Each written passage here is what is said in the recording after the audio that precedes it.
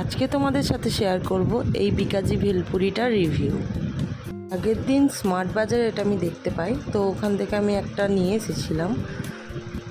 এটার দাম পড়েছিল 49 টাকা।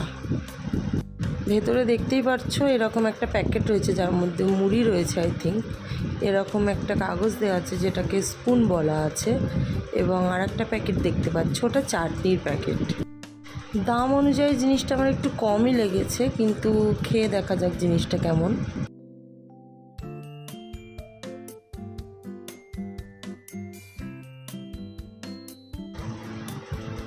তো আমি প্যাকেটটা ছেঁড়ার পর দেখলাম মুড়ির মধ্যে অনেক কিছুই দেওয়া রয়েছে, কিছু চিপস জাতীয় জিনিস, কিছু চানাচুর, এরকম কিছু। আমি পুরোটা খাবো না, তাই অল্প একটুর মধ্যে ঢেলে নিলাম। কোয়ান্টিটিটা খুব একটা খারাপ ছিল না। তারপর আমি এর মধ্যে একটু চাটনি নিয়ে নিলাম।